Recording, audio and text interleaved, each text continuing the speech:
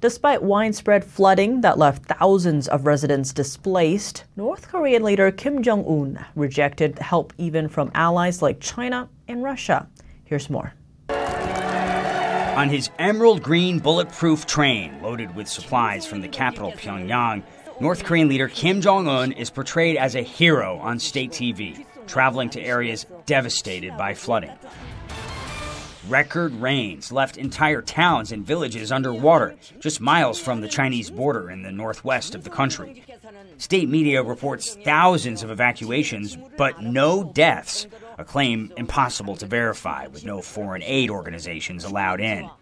Kim delivering a defiant speech from the rail car carrying his armored limousine, declaring with confidence North Korea is fully self-reliant, rejecting all offers of international aid, even from allies China and Russia, at least for now.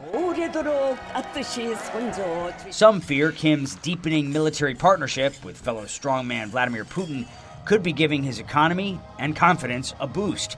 Russia effectively vetoed United Nations sanctions monitoring earlier this year, opening the door for illicit trade, the U.S. says, perhaps emboldening Kim to shut the door on international aid and diplomacy. We are prepared to have an open dialogue with the North Koreans without preconditions.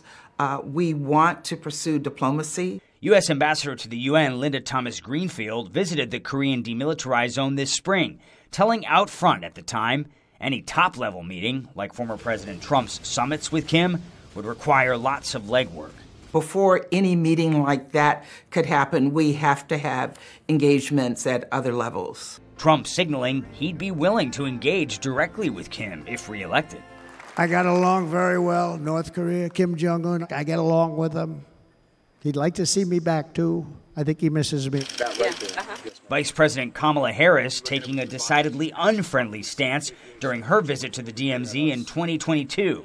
In the North, we see a brutal dictatorship, rampant human rights violations, and an unlawful weapons program that threatens peace and stability. Kim blasted South Korean media for speculating about massive flooding casualties, calling it a smear campaign from a dirty rubbish country. North Korea even tried sending another round of trash balloons, following South Korea's offer of humanitarian aid. South Korean media reports shifting winds blew all but 10 of them back.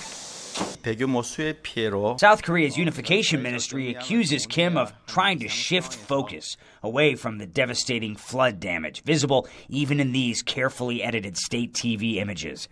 This is what North Korea wants the world to see. Kim visiting flood survivors living in tents under the sweltering summer heat, as many wonder what state media is not showing, how many people may be suffering for the sake of self-reliance.